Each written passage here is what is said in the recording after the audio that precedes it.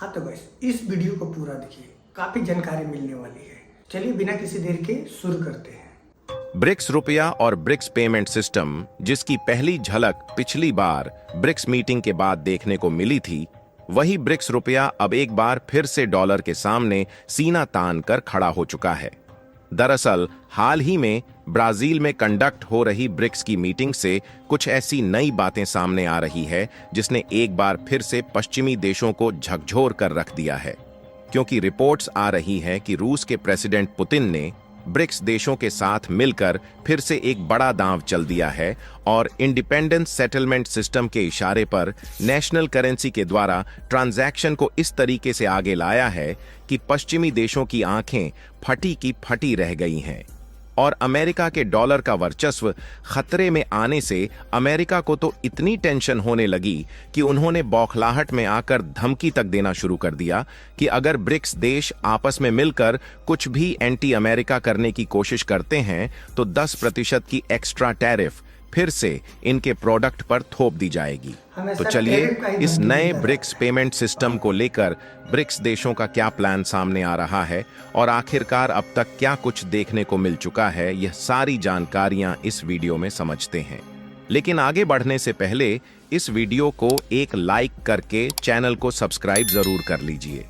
देखिए, ब्रिक्स आज एक ऐसा संगठन बन चुका है जिसकी चर्चा पिछले 1.5-2 सालों से रुकने का नाम ही नहीं ले रही है, और खासकर यह संगठन इसलिए चर्चा में बना हुआ है क्योंकि यह सीधा सीधा डॉलर जैसे ग्लोबल करेंसी के लिए खतरा बन चुका है।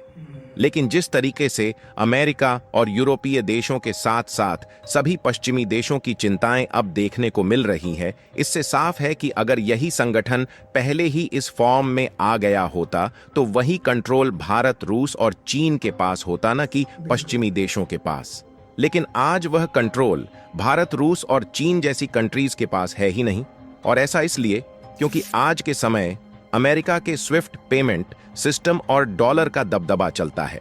इसीलिए भारत, चीन और रूस जैसे देश भले ही दुनिया के कोने कोने में बसे देशों के साथ अपना व्यापार करते हैं, लेकिन जब भी पेमेंट लेने की बारी आती है तो उसमें हमें अमेरिका के स्विफ्ट पेमेंट सिस्टम और डॉलर के ऊपर मजबूरन डिपेंडेंट होना पड़ता है।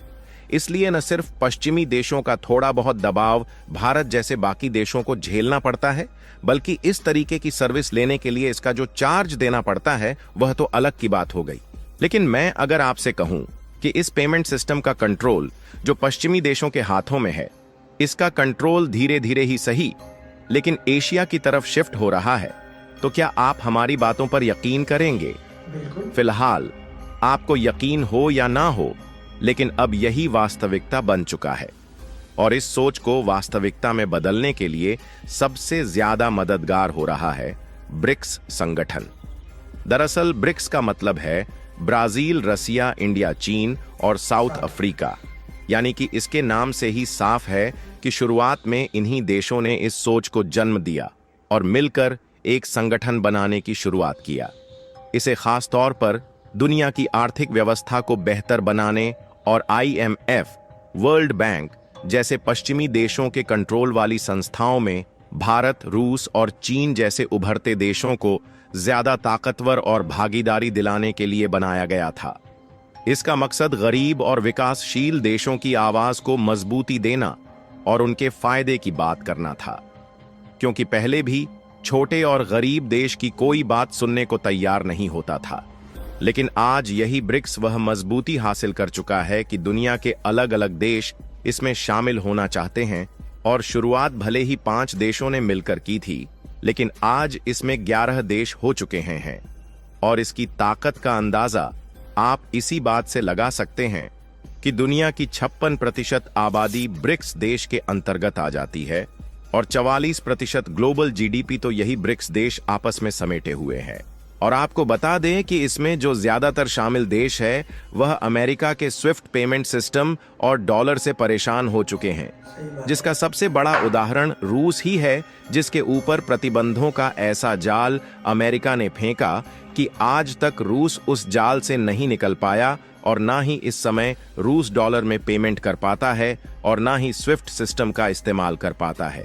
और क्योंकि अमेरिका इस तरह से जिस पर चाहता है उस पर रोक लगा देता है, इसलिए सभी ब्रिक्स देशों ने एक नए पेमेंट सिस्टम का प्लान बनाया है, जिससे ना तो अमेरिका के स्विफ्ट पेमेंट सिस्टम पर डिपेंडेंट रहना पड़ेगा और ना ही डॉलर की जरूरत पड़ेगी। फिलहाल जब बात ब्रिक्स देशों के आगे जाने की हो रही है, देखिए, इस सोच को जन्म पिछले साल ही दिया गया था, लेकिन जब एक बार फिर से ब्रिक्स की मीटिंग हुई है तो इसकी चर्चा को और भी ज्यादा बढ़ा दिया गया है।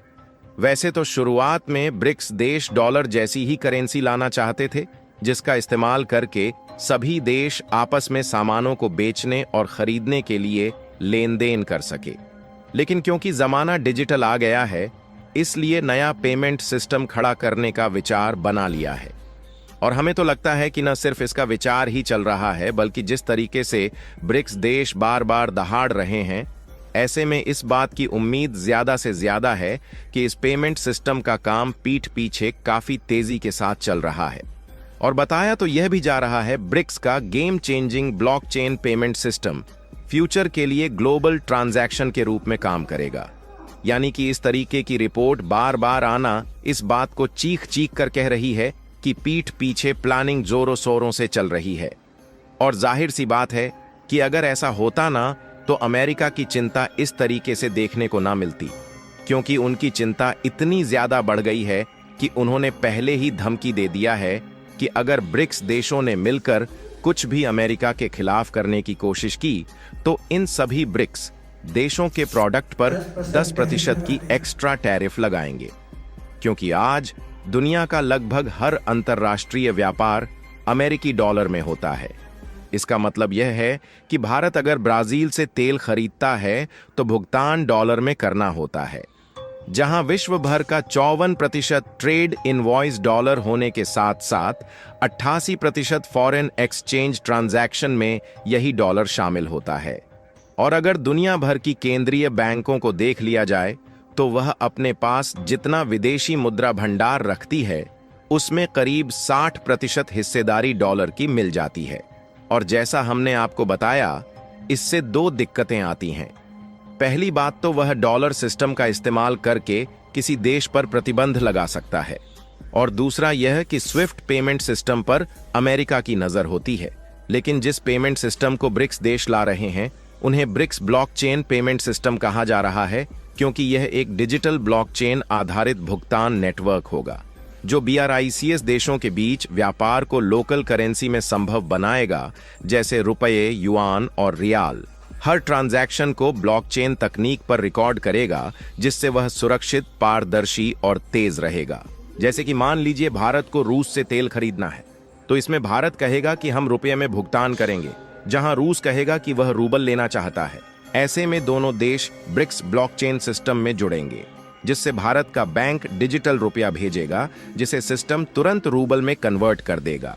और ये सारा लेन देन ब्लॉकचेन पर रिकॉर्ड होगा, जिससे न फर्जीवाड़ा न अमेरिकी मंजूरी की जरूरत होगी।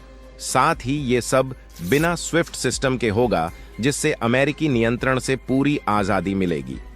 बाकी आप लोग अपनी राय कमेंट में बताइए कि क्या आप लोग डॉलर और स्विफ्ट पेमेंट सिस्टम की तरह ही ब्रिक्स पेमेंट सिस्टम देखना चाहते हैं या नहीं। लेकिन जाने से पहले चैनल को सब्सक्राइब करके बेल आइकन को ऑल पर जरूर सेलेक्ट करें। जय श्री राम। हाँ तो गाइस, कैसा लगा ब्रिक्स का रुपया? तो आ जाएगा तो काफी अच्छा है। डॉलर की मनमर्जी भी खत्म हो जाएगी और अमेरिका का दबदबा भी पूरी दुनिया पर से खत्म हो जाएगा। तो ये वीडियो आप लोगों को कैसा लगा कमेंट करके जरूर बताइएगा, और हाँ, सब्सक्राइब जरूर कर लेना।